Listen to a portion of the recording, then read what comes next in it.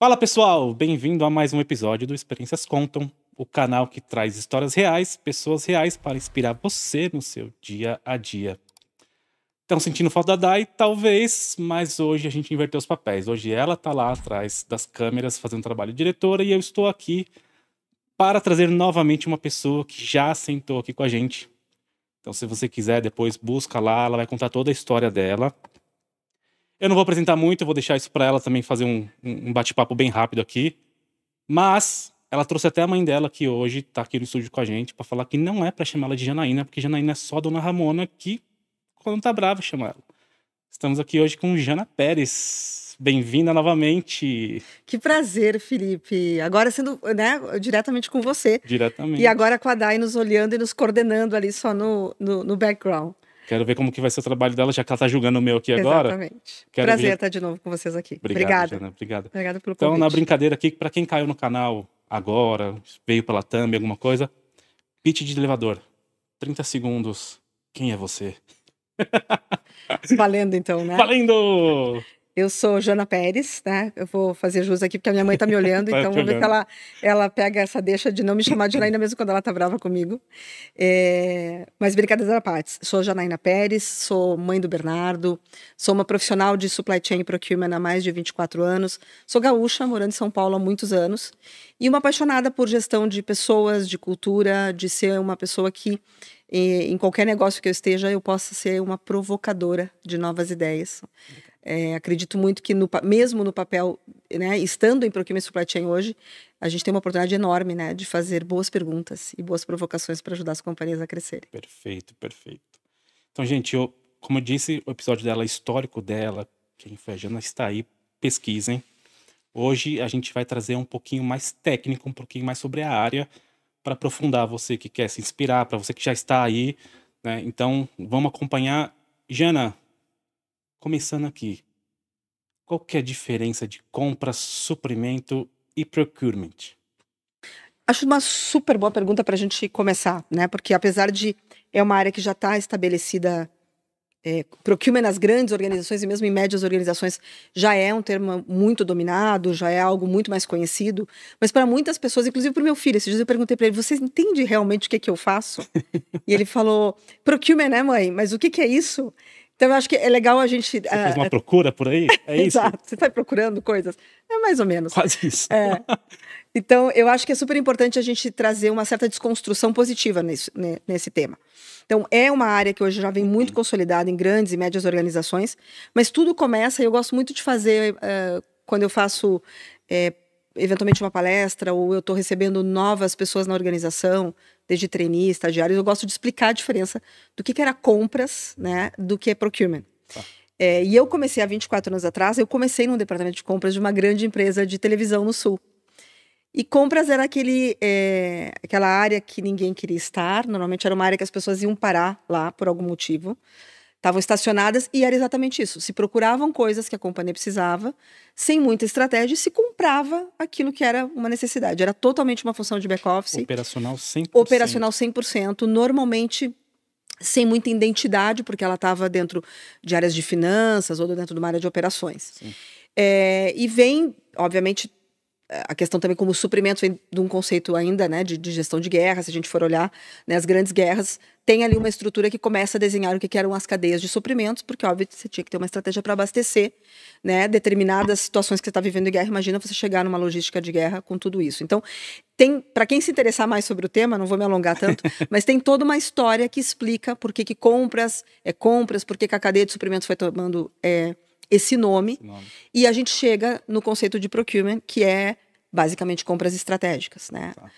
Eu gosto de fazer referência a A.T. Kearney, que é uma grande consultoria, que foi quem trouxe há muitos anos atrás o conceito de compras estratégicas, ou strategic sourcing, como muitas pessoas conhecem, e ela codificou isso, né? Então ela olhou para o tamanho do gasto que as companhias tinham, ela entendia que isso estava totalmente descentralizado ou não codificado de maneira correta, e percebeu que ali tinha toda uma oportunidade de uma estratégia, né, desde centralização de compra, de gestão de fornecedores, que vai permitir uma melhor eficiência na gestão desse gasto. E aí nasce procurement, com todos os conceitos de strategic sourcing, né, entre outros.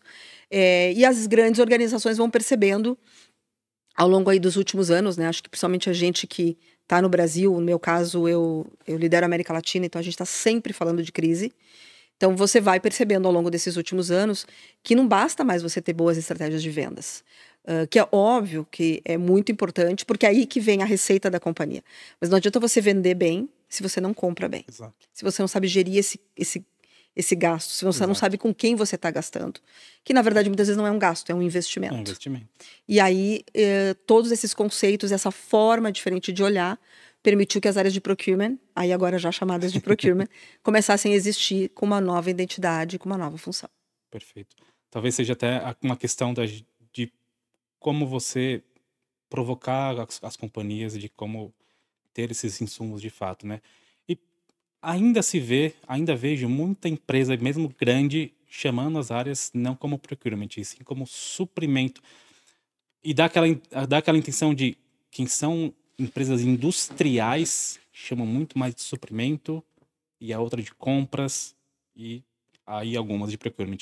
Você acha que tem essa questão de áreas, business, que ainda preferem usar o nome ou não entende que procurement é o caminho correto? Você vê alguma coisa Eu do percebo tipo? isso que você está falando. Eu acho que tem muito a ver, primeiro, assim, com a indústria, né, que você está. Então, de repente, se você está numa indústria, num B2B, talvez até por uma questão de desenho organizacional, de repente você está dentro de uma área de operações, então faz mais sentido ser suprimentos, porque você está dentro mais inserido numa cadeia mesmo, né? Não uma área de procurement que de repente ela está um pouco mais já standalone. Né? Algumas áreas hoje já reportam, às vezes, até para o CEO global, outras para o CFO, outras para o Chief Supply Chain Officer.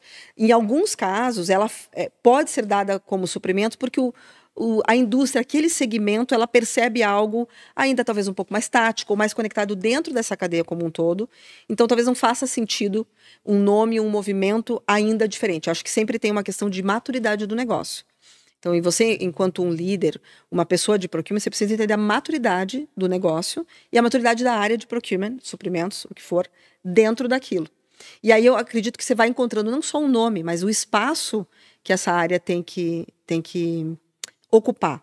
Eu gosto muito de dizer que assim, as pessoas podem te dar o nome que elas quiserem, né? Como cargo, como área. Né? Já aconteceu muitas vezes comigo. Eu já trabalhei em indústrias de mineração, siderurgia, por exemplo, cimento, que é um B2B. Então, suprimentos talvez ali fizesse mais sentido do que um procurement.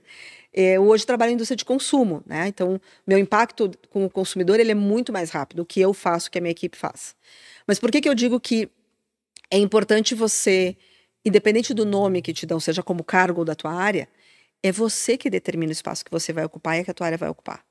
Então, se em algum momento você chegou e te chamam de suprimentos, monte o case e mostre que isso não é adequado, isso não fala da identidade da área e do valor que a área vai entregar. E aí, naturalmente, talvez essa área vai poder ter uma outra nomenclatura, ela talvez possa estar dentro de um desenho organizacional no futuro que seja de muito mais impacto para a organização. Então, o que eu gosto de dizer é assim, não se limite ao que te disseram que você tem que, como a tua área tem que ser chamada, ou o tamanho do teu o nome do teu cargo. Né? Vá pelo tamanho que você acredita, pelo tamanho do valor que você vai entregar. E aí o resto é uma consequência disso. Mas vamos supor, cheguei numa empresa que é suprimentos ou compras e a liderança lá em cima ainda está muito... Faça o que o manual pede. Tá tudo no manual, espere a requisição chegar para você, para aí sim você começar a agir. E vai totalmente contra o que a gente está comentando aqui, que é uma área que é um pouco mais estratégica. Você tem que entender do business. Qual que é a postura que tem que se tomar para você falar assim, não, calma aí, deixa eu não tenho que esperar, não tenho que ficar esperando, não tenho que ser uma equipe só de suporte. Como que eu transformo isso no estratégico de fato? Eu acho que essa é uma das grandes questões que muitos profissionais de procurement vêm trabalhando ao longo do tempo. Né? E eu volto para a questão de você entender a indústria que você está e a maturidade da indústria e da área de procurement ou de suprimento, seja o nome que for dado, sim, que você está. Porque, assim, estratégico todo mundo quer ser hoje em dia, você concorda? Em qualquer organização que você for, as pessoas vão dizer isto. Entre você dizer isto e você ter uma estratégia efetivamente, e depois você executar essa estratégia, tem um caminho longo. Sim. Então, eventualmente, você chegou numa empresa e ela está mais tática, eu não vejo problema nenhum nisso. Porque, de novo, ela pode estar num nível de maturidade que aquele momento é o que permite. né? É requisições chegando, são requisições manuais, não há um processo talvez de categorização daquele gasto, daquele spending, como a gente chama, né? Não há uma estratégia conectada desde a estratégia de crescimento da empresa, e aí as áreas todas conectadas em como eu vou entregar aquela estratégia, então, portanto, fica difícil depois dizer como é que eu saio da requisição. Então, o profissional ele precisa entender o nível de maturidade, aonde eu estou pisando, né? Em que momento, é como se fosse realmente degraus, né? Vamos dizer que tem 5 degraus, entre o mais básico, no nível 1, e você está no quinto, é o nível mais avançado. Se eu estou no nível 1, eu não vou conseguir chegar no nível 5, né? Então, de um tático para estratégico em um mês, em uma semana, em um ano. A gente sabe que para mudar cultura e estratégia, às vezes são de 3, 4 a 5 anos, dependendo do que você está falando. Então, o que é importante? Você entender qual é o nível de transformação que eu consigo impactar agora. Entende a estratégia como um todo, vai buscar as conversas corretas com os teus líderes, com as outras áreas, entende quem é o consumidor final, entende aonde estão as oportunidades de crescimento do negócio.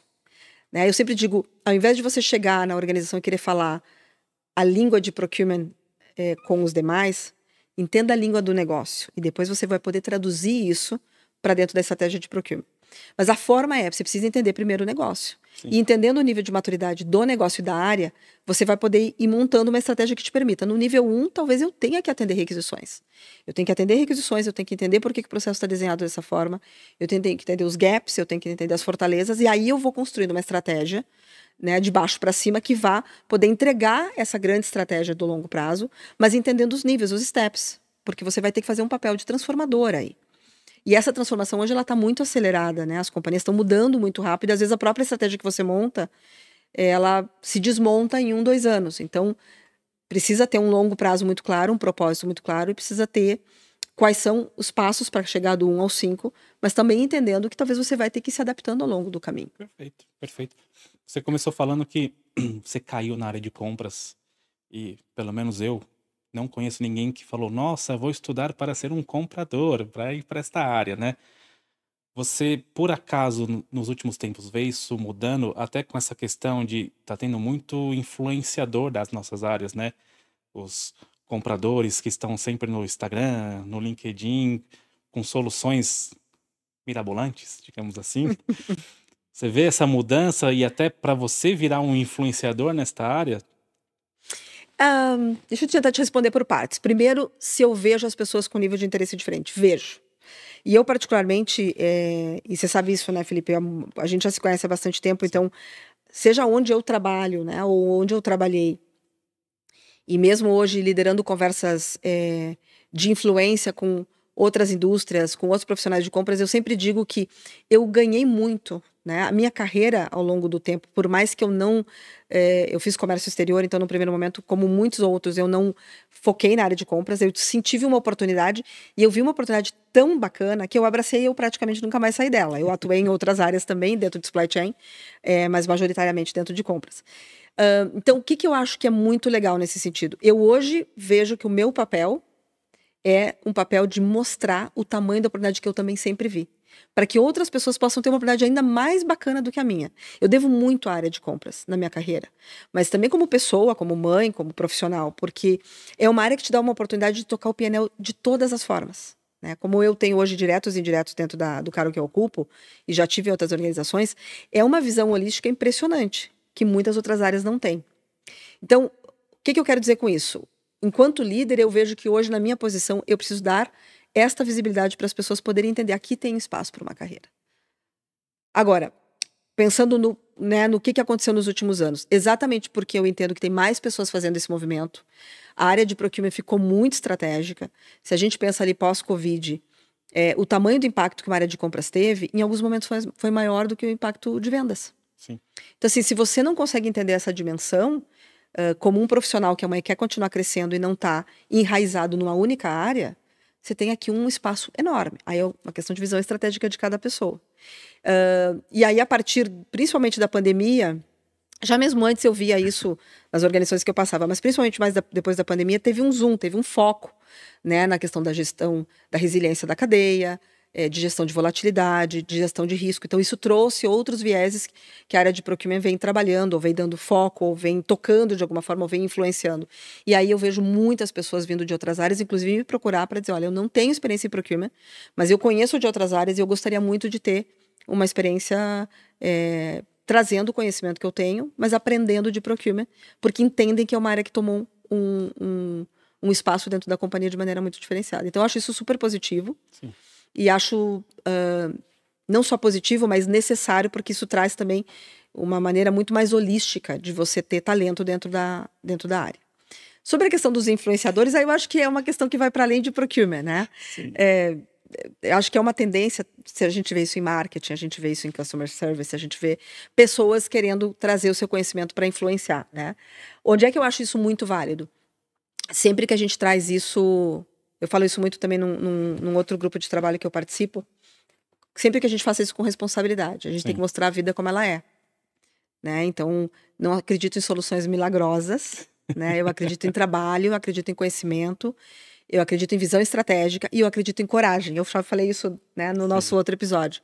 Eu acredito em coragem, né? Mas coragem com técnica, com conhecimento. Então, dentro desse ponto de vista, e as pessoas, né, cumprindo, vamos dizer assim, esses perfis tendo essas características, eu acho que é super válido. A gente traz cada vez mais, a gente glamoriza um pouco uma área que nunca teve tanto glamour, né? Sim. Tinha um chefe que me dizia, você escolheu o lado não sexy das organizações, do PNL.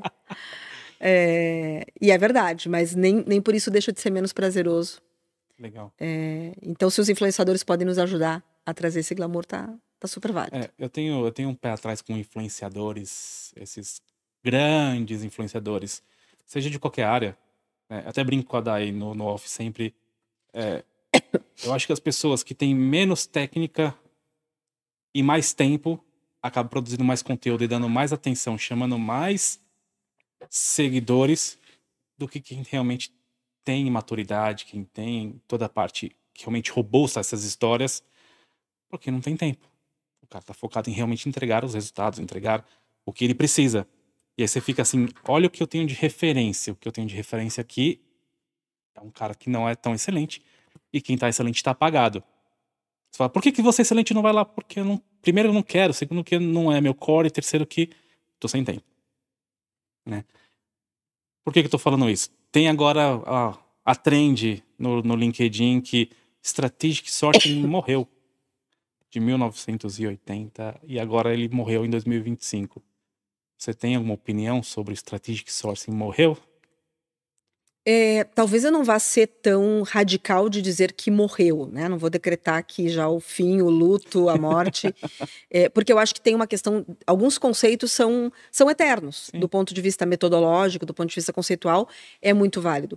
Mas o que morreu e está morrendo todos os dias, Fê? Está morrendo a forma como a gente faz as coisas, a forma como você implementa. Com a transformação digital, se a gente ficar pegado, né, e para quem é da área, sabe que o Strategic Sourcing passa por os famosos 7 steps ou os 7 passos, isso já não é há muito tempo, mesmo antes da transformação digital, algo que você tem que fazer sempre da mesma forma, no mesmo tempo, né, com o mesmo nível de profundidade. Cada vez mais nós precisamos ser adaptáveis. Né? A adaptabilidade é uma das grandes habilidades em qualquer área e não deixa de ser menos em procurement. Até porque nós somos a porta que fala com os fornecedores, é a porta que traz inovação, é a porta que traz as provocações de o que está acontecendo no mercado. No meu caso, por exemplo, commodities. Eu, às vezes, sei do problema pelos fornecedores. Né? Pode ter, às vezes, um ruído no mercado, as pessoas estão vendo alguma coisa lá em vendas, lá em marketing, mas se nós estamos bem conectados com os fornecedores, eles são grande fonte de informação. Então, essa velocidade, essa agilidade, essa adaptabilidade, ela é mais do que necessária hoje em dia. Então, onde eu quero chegar? Morrer não morreu como conceito, mas que tem que ser adaptado, sem dúvida. Porque com a transformação digital, com inteligência artificial, com todas as capacidades que você tem hoje de geração de dados, de trabalhar isso de uma maneira muito mais transformacional, onde o teu impacto ele é exponencial, isso muda radicalmente a tua estratégia de strategic sourcing. Então, vamos dizer, sei lá, uma estratégia montada para determinadas categorias que você tinha para 5, 6 anos atrás, para uma indústria, certamente ela já não te atende mais 5 anos depois.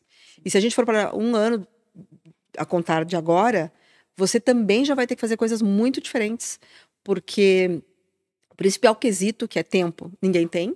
Sim. Nem as organizações, nem os compradores, nem os líderes de compras. E você precisa cada vez trazer resultados mais transformacionais. Então, sob essa ótica, sim, para mim, a forma como o Strategic Sourcing vinha sendo feito, isso sim morreu. Isso tem que ser ressignificado. Porque como a gente tá falando, né? A área tá cada vez mais estratégica. Você tem que pensar um pouco mais sobre o ambiente que você está, sobre a estratégia da companhia. Tem que olhar não só os fornecedores, como seus stakeholders, ser proativo. E a área está querendo fazer só um checklist. Né? Como você falou, 7 passos, eu tenho que cumprir os 7 passos. Deu check, se não deu check, não vou sair desse passo. E até, voltando, influenciadores, já vi strategic sourcing de 23 passos. Né? Você sai do 7, vai pro 6, vai pro 8, 7, você fala, cara, o que está acontecendo? Ou seja, você vai estar transformando uma coisa que não precisa ser tão transformada, né? Mas aí eu acho que tem uma coisa para a gente trabalhar, que aí, pelo menos a minha observação, enquanto líder de negócio que está em procurement, claro que a gente está falando aqui de procurement de compradores e de pessoas, líderes da área de compras, mas isso vale para qualquer perfil hoje dentro das organizações. Não existe mais isso do checklist. Quer dizer, se você ficar cumprindo um processo orientado ao processo, você já morreu. Aí sim você já morreu dentro das organizações. Porque é tão ágil hoje e é tão importante você entender o que o consumidor quer, ou o que aquele negócio está necessitando nesse momento. E essas necessidades estão trocando tão rápido que se você ficar orientado ao processo, você corre o risco de estar fazendo algo que já nasceu morto. Então, é uma mentalidade que a gente precisa trabalhar em todas as áreas, né? Desde procurement até a área de vendas. Porque você ficar num checklist, você não vai ter um mapeamento de risco, né? Não, porque, de novo, você está orientado para o processo. E orientado para o processo, muitas vezes você está orientado para dentro. Não estou dizendo que você não tenha que estar olhando, conversando com os teus stakeholders, falando no chão de fábrica, conversando com o teu CFO. Sim. Tudo isso é muito válido. Mas você precisa estar olhando para fora. O que está acontecendo lá fora? O que os meus competidores estão fazendo? Muitas vezes o próprio competidor, ele também não está. Ele também está mais ou menos na mesma situação que você. Então vai para a rua, vai para o campo, vai entender o que está acontecendo com o consumidor. No meu caso, a gente faz, por exemplo, empresa de consumo, é ir mesmo no supermercado. Vai entender lá o que está acontecendo, quem compra o quê, por que razão, né? Qual é o apetite, por exemplo, trazendo para a gestão de risco. Eu converso muito com as minhas equipes. Vamos entrar nesse tema que eu gosto, vamos lá. De entender apetite de risco. Né? Então, se eu vou lá e entendo o que o consumidor quer, e aí eu começo a entender, a partir do que ele quer, quais são as provocações, os desafios que isso vai trazer para dentro da cadeia, eu vou entender como procurement, aonde eu me coloco ali. Então, se, por exemplo, a gente tem uma questão hoje de uma dificuldade enorme de passar preço, porque a gente tem uma inflação enorme em alimentos, que é uma grande pauta que está acontecendo nesse momento, né? No Brasil, mas fora do Brasil também, eu vou poder provocar e antecipar questões para os meus fornecedores, para a minha área de marketing, para a minha área de finanças, para a minha área de manufatura, para dizer, olha, se aqui não tem espaço, então toda a cadeia está provocada. Positivamente, de novo, fazer boas perguntas para entender como é que a gente vai ser mais eficiente. Então, eu vou antecipando o movimento, eu vou trazendo isso para os fornecedores. Mas, normalmente, se você faz os dois caminhos, quer dizer, eu vou entender o consumidor, mas eu também vou entender a outra ponta, e vou entender o que o fornecedor está vendo, eu também estou entendendo as pressões de custo que ele vai ter. E aonde está mais fácil e onde está mais difícil. E eu sempre digo que o nosso papel como procurement é encurtar essa conversa. Né? Hoje, ela tem muitos filtros, então isso faz com que a informação lá de vendas, ela chegue muito truncada aqui para compras. E ela não chega na velocidade correta e a gente está reativo. Faz atalhos, entendeu? Vai para o campo, provoca grupos de discussão, todo mundo junto, vamos entender a problemática juntos. E aí a gente traz todo mundo junto para atacar isso de uma maneira holística, mas com uma velocidade, com uma proposta de valor muito mais sólida. É muito menos sobre eu dizer, vamos cortar custo na linha tal de embalagem, e muito mais sobre... Eu posso até cortar custo ali, mas tem uma outra proposta de inovar em outro lugar. A soma disso aqui é o que vai trazer a solução. Perfeito. E aí esse é o papel hoje que se espera de um profissional de procurement, que é muito além de colocar uma ordem de compra, de apertar um relatório no SAP. Realmente ser você tem que ser uma pessoa do negócio, que senta em procurement hoje. A gente está falando aqui de gestão de risco e até um pouco de previsão de risco, porque a gente teve recentemente aí a taxação do Trump vindo forte. O quanto isso impacta a gente aqui no Brasil, não só em consumo, mas em geral, e quanto que o time de procurement está realmente inteirado nisso, pôde prever, tem que sair correndo agora. Conta para mim que essa questão de risco com essas políticas internacionais que nos afetam. Acho que esse tema é um tema que às vezes dá para fazer só Só um podcast só para isso, uma né? hora só disso, né? Eu falo de gestão de risco assim, há uns 10 anos eu sempre digo que hoje para mim a agenda de gestão de riscos ela é mais importante que a gestão de savings. Um risco hoje evitado, né, seja por uma taxação que você pôde antecipar um tema, viu que aquilo tinha um impacto de milhões de reais ou de dólares, dependente da moeda que a gente está falando, versus uma quantidade de savings limitada que eu posso trazer dependendo da categoria que eu estou atuando, não tem comparação. Né? Hoje você, por exemplo, garantir que uma fábrica não pare.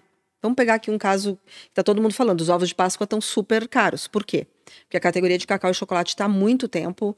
Não vou entrar muito em detalhes aqui, porque acho que não é o foco ser tão técnica, mas é uma categoria que a gente sabe que ela está no movimento altista, né? Para usar alguns termos de quem trabalha com commodities.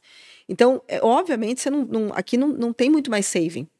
É uma questão de mercado. Tem todo um contexto de mercado que a gente poderia explorar com questões de clima, né? Então, chove menos, chove mais, a questão da afetação climática como um todo para as commodities, a questão de que você tem, de repente, temas laborais em determinadas commodities. Então, se é uma categoria autista, eu não vou conseguir trazer muito saving ali. Mas é fundamental que eu mantenha o meu portfólio vivo, rodando, a planta produzindo. Então, a minha equipe vai trazer muito mais valor, ainda brigando por savings pontuais ou por garantir que eu tenho abastecimento sadio, eu não tenho quebra, né? Eu vou continuar entregando meu produto e eu posso talvez trazer ingredientes novos que possam ser mais inovadores, que possam trazer uma outra experiência ao consumidor e que também talvez possam trazer uma redução de custos. Então, aqui vem um primeiro olhar que é o que realmente é mais importante em cada momento.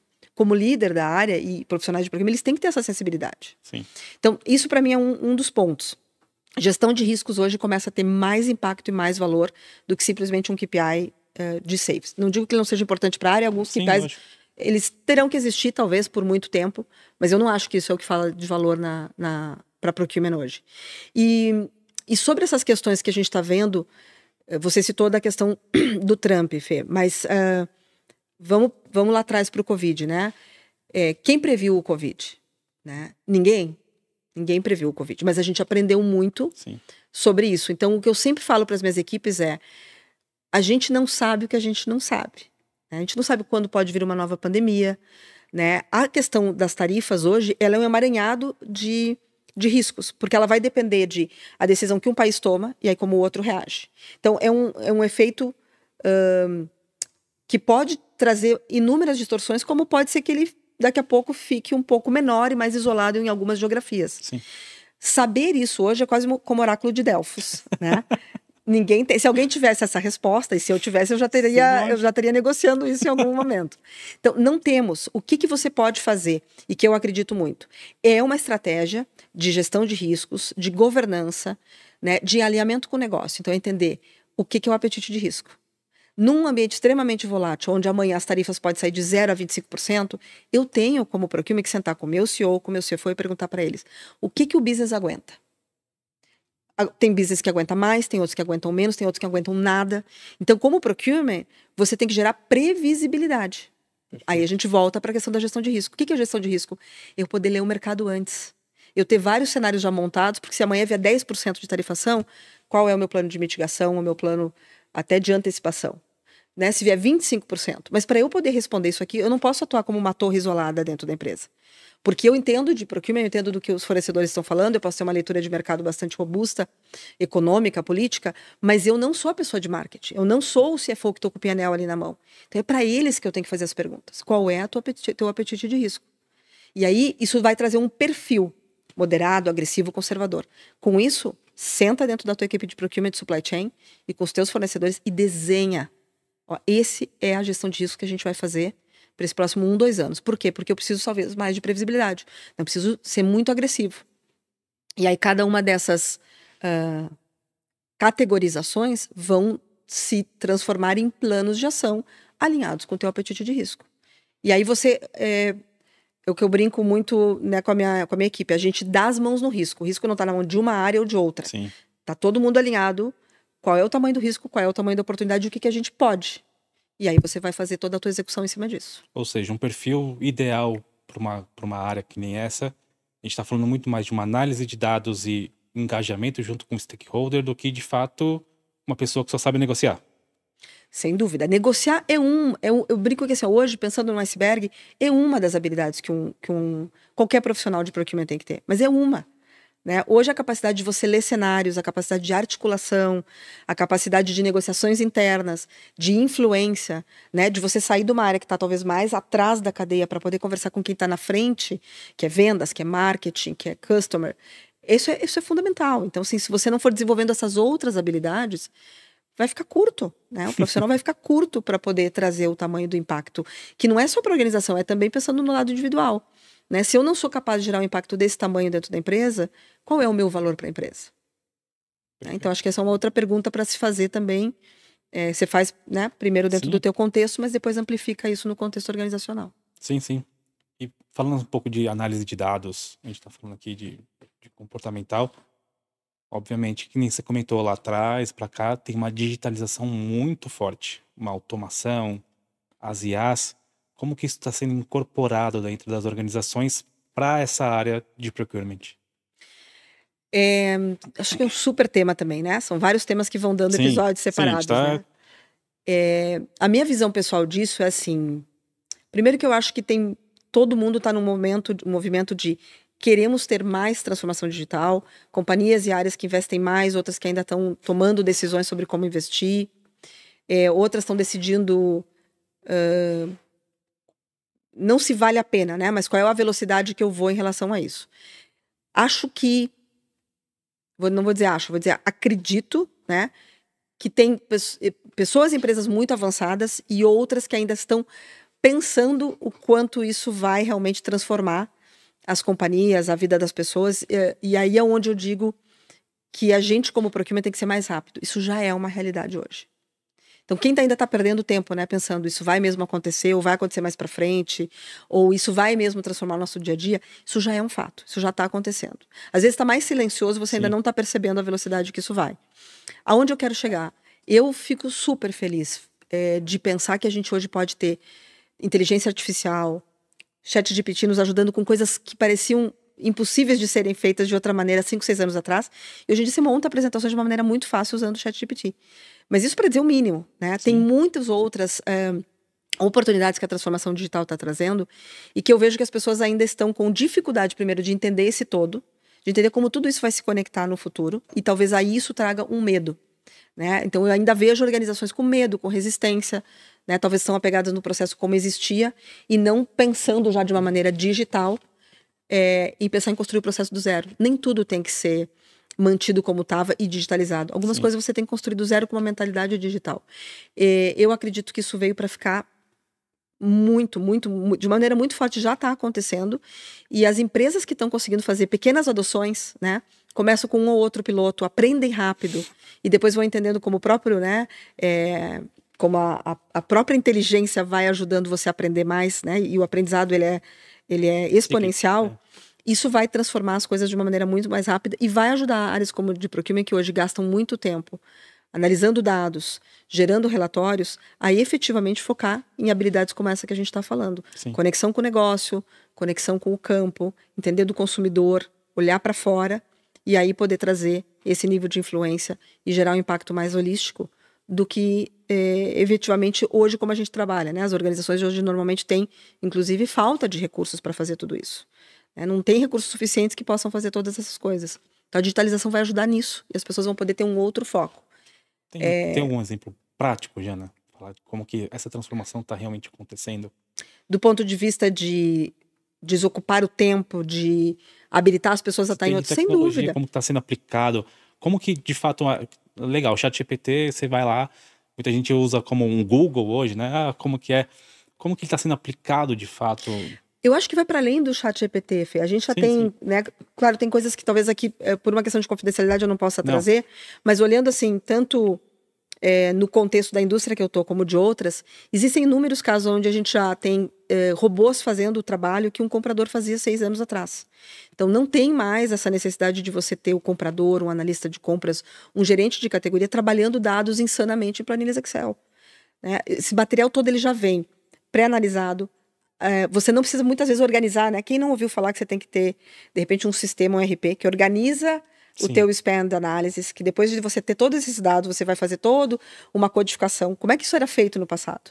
Muitas mãos, né? Muito Excel, PowerPoint, entre outras coisas. Hoje você tem inteligência artificial fazendo isso e fazendo assim, ó, muito rápido. Sim. Ela não só faz, como depois, se você tem um processo rotineiro, ela vai ela mesma melhorando esses dados. Então é um processo de aprendizado contínuo, que não é feito, né, mais pelo líder daquela categoria ou pelo profissional de compras. Então o trabalho, ele é muito mais estratégico. Sim. É o que eu faço com os dados que eu tenho.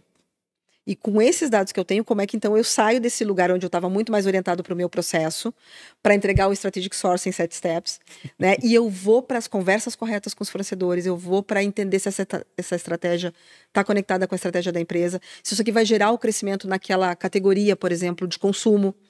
Então, aí você exponencializa o impacto que a área de compras pode ter. E esse, para mim, é o gancho que os profissionais precisam perceber. É menos sobre isso aqui veio para roubar o meu trabalho e muito mais sobre que bom que isso veio para roubar o meu trabalho, porque esse trabalho não agrega mais valor. O que vai agregar valor é o que eu faço com isso. E o que eu faço com isso é algo muito mais estratégico que aí um robô não vai fazer, porque tem toda uma questão também de sensibilidade de uma série de outros fatores que acontecem dentro da organização. Então eu queria ocupar esse espaço também. Sim. E deixar esse outro para essa tecnologia que pode fazer isso muito melhor. Sim, eu tenho visto algumas empresas implementando de fato a IA para substituir esses processos, mas ainda vejo pessoas errando muito para cima, muito para baixo. Né? Ou seja, em conversa agora há pouco a gente estava falando, a IA substituiu os CEOs. Cara, eu acho que você tem que saber usar a ferramenta, fazer as perguntas e analisar o que ele está te devolvendo ali. Então, você tirar um papel de um CEO para colocar uma IA, alguém não está olhando aquele processo.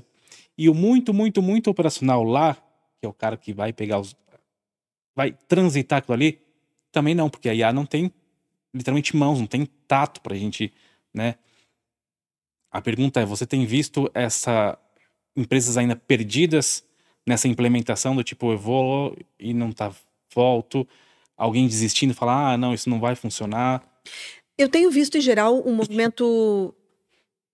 Volto ao que eu falei, eu não acredito hoje que tenham tantas empresas que estão assim super sólidas em dizer eu tenho uma estratégia digital super consolidada, ela está corretíssima, eu não tive nenhum erro. Não acredito que isso exista porque, de novo, a gente não sabe o que não sabe ainda sobre isso. Então está todo mundo ainda descobrindo. Tem empresas mais avançadas que aprenderam mais rápido. Sim.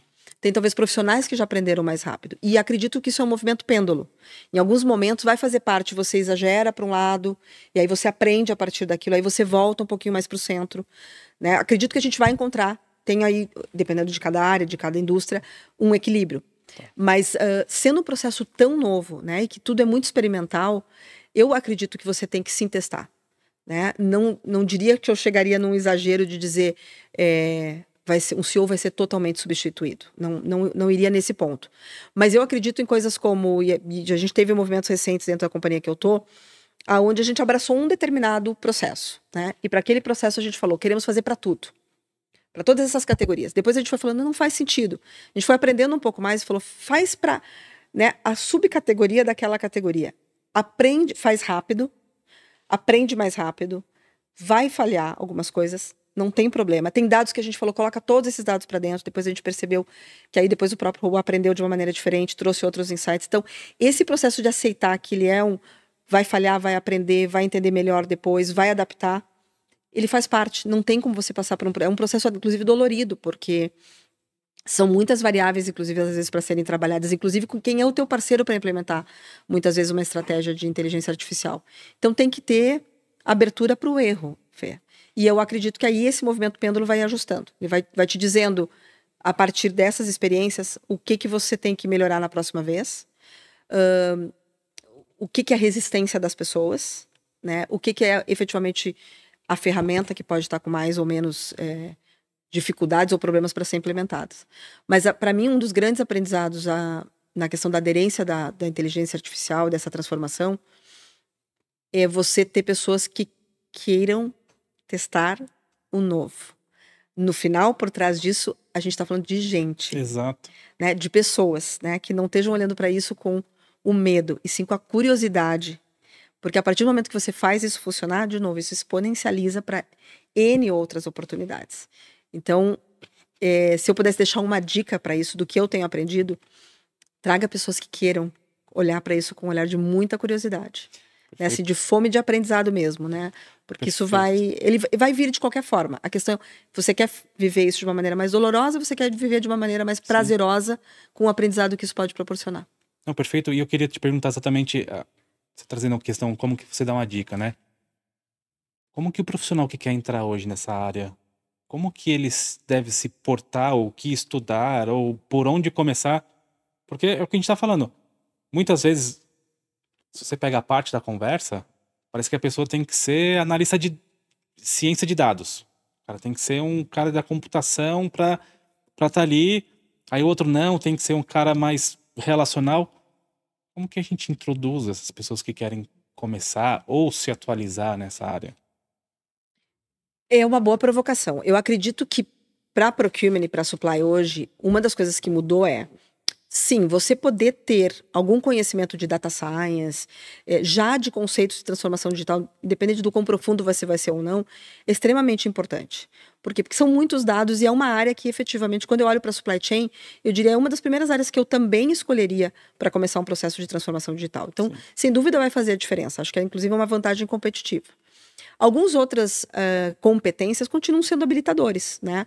Ser pessoas que têm uma capacidade, sim, de entendimento de PNL. Então, eu diria, se você não tem um entendimento de finanças, né, de ter a capacidade de articular bem uma conversa estratégica através de números, faça isso, porque isso é cada vez mais importante. Os resultados, eles também têm que ser concretos. Sim. Né? Capacidade relacional, sem dúvida. Você está o tempo inteiro lidando com conectar a ponta de fornecedores, a cadeia, com as demais áreas. Então, essa visão mais genérica não quer dizer que você não possa se aprofundar e depois ser um bom técnico, alguém muito focado numa específica categoria. Mas você tem que ter uma capacidade de articulação e de relacionamento. Porque os dados por si só, de novo, aí a inteligência artificial pode entregar. Né? Aonde vai estar a diferença? Perfis que saibam negociar interno e externo, leitura de cenários, capacidade de conectar, né, todos esses dados, todos esses cenários com o impacto dentro do PNL da companhia. E uma questão de liderança e influência que eu vejo cada vez mais importante. Eu não estou falando só de uma questão, eu preciso ser, se eu sou líder, então eu tenho que ter essas características. Não.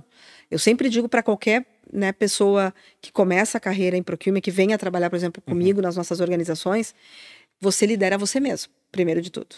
Depois você lidera os teus processos e as tuas categorias. Depois você está liderando projetos. Então você está liderando e influenciando o tempo inteiro. Então, essa questão de liderar, de influenciar, de persuasão e a inteligência emocional de saber lidar com as inúmeras frustrações que esse mundo volátil traz hoje, você estando em procurement, estando em outras áreas, é extremamente importante. Durante o Covid e depois do Covid, eu lembro de ter falado com muitos profissionais fora do Brasil, colegas, ex-colegas, sobre o quanto o profissional latino e o profissional brasileiro tem sido valorizado nessa gestão da volatilidade do ponto de vista da frustração e da própria gestão das emoções, enquanto você lidera as suas estratégias. Porque a gente no Brasil brinca que só muda o nome da crise, né? Mas assim, a gente está eternamente em crise, então só muda o nome, a gente pode dar vários nomes diferentes. Isso talvez para profissionais que estão sentados nos Estados Unidos, na Europa, é bastante diferente, né? Porque alguém nos Estados Unidos não é surreal falar de uma inflação double digit. Né? Agora, se fala com um profissional que trabalha com a Argentina, isso é o teu dia a dia. Sim. Então, essa questão também, essa capacidade de lidar com esse ambiente volátil, né, e permanecer resiliente, né, e ter uma liderança resiliente é outro fator e uma habilidade muito, muito importante hoje em dia. Porque é sim sobre você saber aguentar a pressão. Como que a Jana hoje está CPO? Sim. Como que a Jana exerce essa influência? Como que ela ensina as pessoas que estão abaixo dela? Independente de estratégia da empresa, porque isso independe, né? A Jana é a Jana. Como que a Jana está fazendo essa liderança para ensinar essas pessoas que estão abaixo dela e como que a Jana está se reinventando, como você está buscando aprender as coisas? Respondendo à primeira pergunta, Fê, primeiro, o bacana da gente ser líder há algum tempo é que, acho que, eu acredito, eu já falei isso também em outros momentos, a gente vai ficando confortável com desconforto. Então eu estou cada vez mais confortável com não saber tudo e que, como líder, eu não tenho que saber tudo. Perfeito. Eu tenho que ter as perguntas corretas. né? Eu tenho hoje, assim, a felicidade de ter uma equipe super bem estruturada do ponto de vista de pessoas diferentes, tanto em personalidade, quanto em conhecimento técnico, quanto em cultura.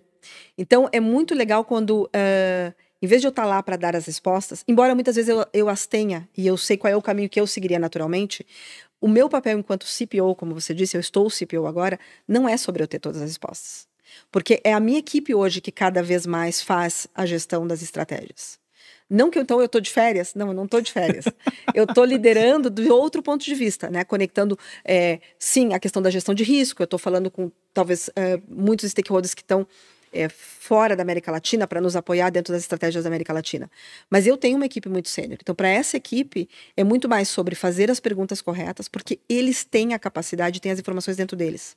Eu preciso tirar o melhor disso deles, para que eles possam continuar ocupando mais espaço e eu vá ocupar outros espaços.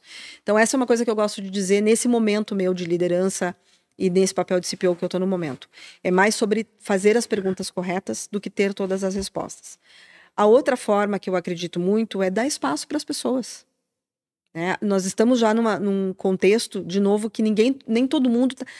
Não é possível a gente estar inteirado de tudo o tempo inteiro. Então, dá espaço para as pessoas trabalharem. Né? Coloca e faz as provocações corretas sobre as prioridades, a estratégia, o que a gente tem que alcançar. Mas dá espaço para as pessoas trabalharem. Elas, com espaço e com confiança, num ambiente de coragem, que a gente fala muito do conceito do estar num ambiente psicologicamente saudável, elas vão trazer tanto os problemas quanto as soluções. Então, esse espaço de confiança, para mim, é uma das coisas mais importantes hoje que eu tenho que dar para minha equipe enquanto liderança. E me reinventar, eu acho que primeira coisa que eu te respondo sobre isso é ter a capacidade de pensar que no momento que a gente está vivendo de transformação digital, também para falar de novo desse tema, é assumir que eu não sei nada. Nesse momento eu estou aprendendo tanto quanto talvez um estagiário que está querendo saber mais de ciência de dados. Não, eu não sei nada sobre isso. Eu preciso aprender mais sobre isso para juntar com outras coisas que a minha experiência me deu. E aí sim isso vai ter um outro impacto e eu vou poder trazer um outro nível de influência. Mas para algumas coisas eu sou absolutamente tão estagiária quanto outras pessoas e estou extremamente empolgada de aprender mais disso. Então acho que ter essa mente fresca nesse sentido, ter a humildade de dizer, não, eu não sei sobre isso, é o que tem me feito ir buscar novas formas de aprendizado e novas formas de interagir dentro da empresa, sabendo que não é porque eu sou líder que eu tenho que saber tudo. Na verdade, eu acho que é o contrário. Eu tenho que ter a humildade de dizer, tem algumas coisas que eu não sei nada e a gente vai aprender junto. Que legal. Você está falando isso e me vem na mente muito meu colegial técnico que eu fiz em publicidade. E um professor meu falou exatamente um pouco sobre isso. Ele falou assim, o ruim do publicitário é que o publicitário, como ele cria várias campanhas para vários clientes, cara, de pasta de dente a B2B e tudo mais, né? Você acaba sabendo quase de tudo. Porque você tem que estudar, você não faz uma campanha de publicidade só divulgando, né? Você tem que estudar o produto, o mercado, e você vai estudando, e você começa a achar que você sabe de tudo. E o grande publicitário é exatamente aquele que joga tudo e fala assim, não, eu não sei de nada, eu vou ter que estudar tudo de novo. Então, achei legal porque a parte do publicitário, que é o cara criativo, e o procurement, que a gente está falando aqui, que é muito mais estratégico dentro da companhia, precisa ter essa ligação para a gente buscar mais informações e tentar ver o que realmente a gente não está olhando, o que a gente não está entendendo, para buscar novas soluções.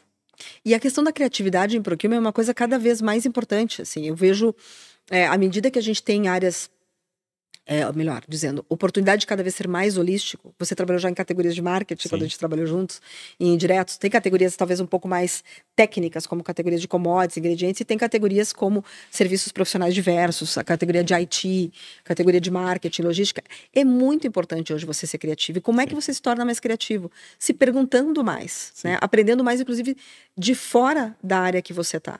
E a criatividade hoje tem trazido muitas oportunidades de novas formas de eficiências, de redução de custos. Então, o profissional de procurement também precisa ter esse entendimento. Não é porque a gente está eventualmente numa área que pode parecer mais técnica que isso pressupõe que você não tenha que ser criativo. É exatamente o contrário. Precisamos de ideias mais criativas porque as ideias mais básicas elas já entregaram o que tinha para entregar. Tem um mato alto que já está cortado dependendo de onde você está. E aí agora eu vou te fazer uma pergunta que veio de uma criança de 9 anos de idade, Jana. Mas ela é profunda. Dona filha da Dai, Dona Sofia, acordou um dia, sentou no café da manhã e perguntou pra ela: quando que eu tenho que ser flexível e quando que eu tenho que ser incisiva? Então eu faço essa pergunta pra você hoje, principalmente na nossa área de procurement que a gente tá falando disso. Quando que temos que ser flexíveis e quando que a gente tem que ser irredutível? Num ambiente empresarial, dentro de um contexto de Sim, procurement, sim, a gente pode levar nas duas questões. Quando que no contexto de procurement a gente pode ser flexível e tem que ser incisivo, e quando no contexto profissional também. Então a gente está dentro de uma empresa, eu tenho que ser flexível e falar, não, agora eu tenho que fazer acontecer a qualquer custo. eu acho que a qualquer custo nunca é válido, Fê. Né? Porque a qualquer custo você abre uma possibilidade, talvez, da gente dizer que tudo é válido. E eu acho que isso na vida, e na vida profissional, não pode existir, né? Todos nós estamos em empresas, independente de serem nacionais ou multinacionais, todos temos regras e temos os Sim, nossos não negociáveis. E eu gosto sempre muito de falar isso, né, com as minhas equipes. Vamos entender quais são os nossos não negociáveis. Então, existem os não negociáveis que são os valores da companhia. Isso eu não negocio de maneira nenhuma. Então, não vale a qualquer custo. Porque a qualquer custo pode ser passando por algum desses valores. Não vale. a Dai me corrigiu, não é a qualquer custo, desculpa. É persistente. Quando é flexível, quando tem que ser persistente. Obrigado Mas pela correção. ela tá lá só É, dando as é, coordenadas, né? Tá legal ela no papel de diretora agora, tá né? ótimo. Ela só esqueceu de ligar o tempo. Eu tô no zero aqui. Eu não sei quanto tempo a gente tem de programa. Mas a gente tá seguindo. Eu acho que a questão flexibilidade e persistência, aí sim vai depender muito de você entender, de novo, níveis de maturidade, né? Nível de maturidade da área. Sim. Se você está lidando com um stakeholder, um cliente específico, qual é o nível de maturidade daquele stakeholder? E o momento da companhia. Então, existem momentos, e eu já vivi vários, que você está em momentos de crise, realmente. Então, não, esse momento eventualmente não é um momento de flexibilidade, é um momento de fazer acontecer. Né? Mas você faz combinados para isso. Olha, gente, assim, a gente tem esse tempo, né? Esses são os guardrails que você tem que seguir. Não tem como. Por quê? Porque isso está atrelado normalmente a metas maiores, a uma entrega maior, a algo que é extremamente estratégico para a companhia, é o resultado da empresa, eventualmente. Então, aqui é uma hora de que eu brinco, você tem uma liderança situacional, né? Então, a flexibilidade, ela pode existir, talvez no como a gente vai perseguir, mas no que tem que ser absolutamente claro, porque senão as equipes ficam confusas. Agora, a questão de em que momento talvez eu insisto ou persisto menos, volto na questão da maturidade, da inteligência emocional, de você perceber o que eu estou fazendo, o que eu estou lidando aqui. Às vezes você insistir muito com um determinado perfil de stakeholder só vai levar você a quebrar uma relação. Então, às vezes, você saber dar um passo para o lado, flexibilizar para ganhar mais para frente. Aí a gente vai até entrar em estratégias de negociação interna, né? Então, como é que eu estabeleço uma relação ganha-ganha que num primeiro momento eu talvez vou ter que dar alguns passos para trás, né? Então, não insistir tanto, né? Insistir é diferente de persistir. Flexibilizo de um lado e coloco isso como uma moeda de troca. Aí a gente pode entrar em vários exemplos e vários cenários. Mas por trás disso, o que eu vejo? Eu vejo que tem que ter inteligência emocional. A pessoa, quando está numa organização, ela precisa olhar para o outro, como eu estou aqui conversando com alguém Sim. que é, sei lá, o diretor de marketing. Ele tem um gasto de marketing que é muito importante para a minha área, porque eu sou a pessoa que vou negociar isso. Mas atrás desse gasto, atrás desse cargo, existe uma pessoa, e existe um profissional. Ele também tem metas para entregar, ele tem sentimentos, ele tem formas diferentes de trabalhar da minha. Então, se eu puder me conectar e entender isso primeiro, isso vai me ajudar a entender. Flexibilizo mais, menos, persisto mais ou menos. Então, a gente está falando de novo que por trás disso tem a gestão humana. Né? É de novo falar de pessoas, de como eu me conecto ou como eu me desconecto. Sim. E aí vai ser mais fácil responder essas perguntas, né? Em que momento eu insisto, em que momento eu flexibilizo, em que momento eu sou muito incisiva. E continuando nesse contexto, como que você vê isso em questão da sua, não sua, Jana, das pessoas, sua carreira?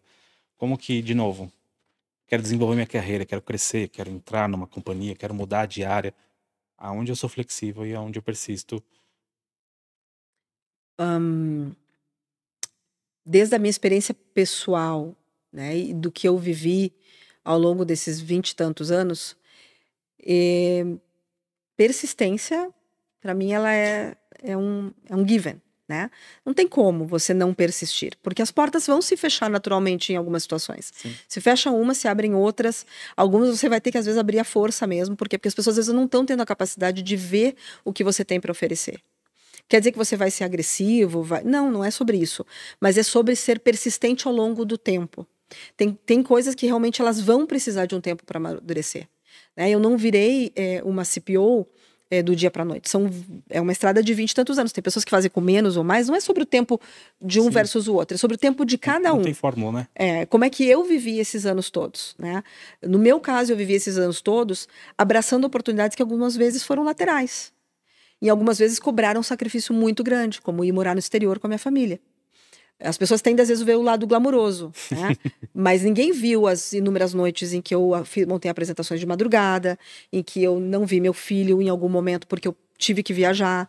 Então, é muito sobre você entender os teus não negociáveis. Qual é o teu apetite, né, para poder chegar nesse caminho e que caminho você quer chegar. E aí, o que você vai abrir mão ou não,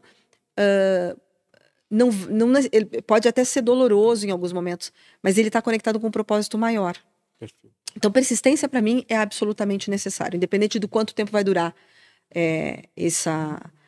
a tua trajetória. Que outras dicas, eu acredito que você tem que ser uma pessoa absolutamente aberta a oportunidades. Elas não vão vir, né, só do jeito que você quer. Tem muita gente que diz, bom, mas eu quero uma oportunidade do exterior, eu quero uma oportunidade nessa área. Às vezes vão aparecer outras oportunidades, não é naquela área. Você vai ter que ir para uma outra área para depois chegar naquela. Então, tá aberto a caminhos que vão ser alternativos aos caminhos que você mesmo traçou. E absolutamente ser uma pessoa curiosa. Pergunta, indaga, fala com as pessoas.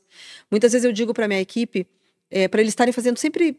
Eu sou uma pessoa que quem me conhece sabe que eu adoro um café, né? E aí eu brinco que tomar café... A Dai tá comemorando também, é igual. Cadê o café dela aqui na mesinha? Eu brinco que tomar café resolve grande parte das questões que eu tenho na empresa e fora da empresa. Porque o café é sempre uma boa provocação para... Vamos falar de carreira. Sim. Né? Encontrei uma pessoa no escritório que eu não vejo sempre. Eu nem tenho uma interação direta com ela, mas eu posso conhecê-la, ela pode me conhecer, isso pode trazer novas oportunidades. Então, tá aberto a isso, a se relacionar. A partir do momento que você está disposto a se relacionar, perguntar, conhecer, vão aparecendo oportunidades que você nem imaginava. Então, tome muito café. Eu digo, café é trabalho, né? Vai tomar um cafezinho depois do almoço com um stakeholder que você nunca Já encontra. fui muito criticado por isso, Jana. Você não sai do café, falou, mas ali eu estou trabalhando, não estou papeando. Além do mais, estou ajudando aqui as empresas de café também, que estão num momento aí de custos super altos, mas tá caro o café. Mas seja curioso, entendeu? Não fique numa determinada caixinha, questione o tamanho dessa caixa e vá conversar com as pessoas. A carreira e as oportunidades podem vir de lugares que você não imaginava, ao invés de você ficar só focado, de repente, num cargo, numa posição que já está ocupada e que talvez ali vai ter um tempo maior para você poder ocupar aquela posição. Momento, Jana e previsibilidades. O que você vê para o futuro da categoria, para o futuro das empresas, assim, nesta área? Eu acho que continuo acreditando muito em procurement como uma área cada vez mais estratégica. Vejo algumas pessoas dizendo, por conta de transformação digital, que as coisas vão ter um menor espaço. As coisas, sem dúvida, vão ter uma configuração diferente no futuro. Não nego isso, não resisto. E acredito também que essa transformação já está acontecendo. Mas acredito muito no tamanho, no impacto que a área vai continuar gerando. Se soubermos ocupar esse espaço, ser líderes absolutamente voltados para o negócio e usar isso como uma ferramenta para a gente cada vez ser mais articulado, estar mais influente, eu vejo um caminho super positivo. Inclusive com um perfil cada vez mais... de ser um provocador, né, de oportunidades de crescimento, né? Hoje em dia, o procurement daí é muito visto como uma área que traz redução de custos, e, de novo, a gente já falou sobre isso, é extremamente necessário, ainda mais momentos como esse, que nós vamos enfrentar em momentos turbulentos, já estamos enfrentando. É um papel que a gente tem que fazer, como tantos outros, né? Como se fosse no teatro. Hoje, a gente vai ter que atuar dessa maneira. Mas a atuação, ela pode ser muito maior do que isso. Já existem profissionais de procurement reportando direto ao CEO, dado o tamanho do impacto dentro da organização, seja por compliance, por gestão de risco, por previsibilidade. Vejo profissionais de procurement chegando e sentando em cadeiras de CEO, alguns se movendo para outras cadeiras tão representativas dentro de outras áreas. Eu acredito nisso e vou fazer aí como líder o meu papel para trazer mais gente, mais talento que queira fazer essa jornada. Bacana, Jana. A gente tá sem o tempo aqui, mas já fui informado que nosso tempo já Esgotou. chegou ao fim. Passou muito rápido, né? Então eu vou pedir para você olhar para a câmera, deixar seu recado, falar até aqui. Cadê? Aqui. Livrinho, né? Ali tá o livro. Temos o livro aqui, escrito Um capítulo pela Jana, então, onde as pessoas também te conectam. Deixa um recado para a pessoa, enfim. Bom, primeiro dizer que é sempre um prazer estar aqui com vocês, né? Podem me convidar inúmeras vezes, eu venho e me divirto, além de tudo. Deixando um recado, meus contatos primeiro. Então, Janaína Pérez no LinkedIn, Jana Pérez BR no Instagram. E aí, em qualquer momento, me mandem uma mensagem direct. Eu sempre digo que sempre que eu puder estar ajudando a conectar as pessoas entre organizações ou fazendo, né, promovendo o network, para mim é super importante. Eu adoro fazer essas conexões. Um prazer estar aqui falando de procurement, né? Espero que esse episódio possa ajudar a trazer mais relevância para a área e que as pessoas possam entender isso de uma maneira mais desmistificada, né? Que talvez não seja como meu filho que continua tentando entender o que a mãe dele está fazendo. E, bom, falando um pouco do livro, né, para quem ainda não viu, foi um grato convite super bacana que eu tive da Silene Bin, que é uma grande profissional de procurement. Ela nos convidou para fazer a coautoria desse livro, onde eu e outras tantas mulheres contamos aí da nossa jornada dentro das nossas empresas e fora delas, de como a gente chegou nessas áreas e como todas nós estamos, porque são todas mulheres muito apaixonadas por compras. Então, que isso possa ser também aí um motivo de, não digo de inspiração, mas de referência. Né, de entender que tem um caminho bacana para seguir. Que legal, que legal. Bom, Obrigada. Então vocês aqui, se vocês quiserem o livro, vou deixar na descrição. Aqui, eu tô olhando para lá. Vou deixar na descrição o link para vocês comprarem o livro. Né? E para agora, finalizando, para vocês, para outra câmera ali. Gostou? Gostou da minha performance? Gostou da performance da Dai como diretora? Comenta aqui embaixo. Quer se conectar com a gente? Escreve pra gente, deixa o like, compartilha, ativa o sininho. Estamos em todas as plataformas que você possa querer, então acesse nosso site, é até mais fácil, acesse nosso site, lá tem todas as plataformas que a gente tá. E muito obrigado, Jana, novamente. Prazer. Adorei. As portas estão sempre abertas. Adorei. Juliana Oliveira, que veio aqui, falou que se vier 3 vezes pede música, então... Então vou esperar já a próxima terceira vez. Vamos combinar a terceira, que eu já estou empolgada. Vários temas aqui pra gente depois conectar fora no offline para depois trazer com certeza você vai voltar em breve. Acho que temos uma oportunidade legal para você voltar em breve. Tá ótimo. Eu só fico aguardando o convite para me organizar. Obrigado, gente. Obrigado, gente.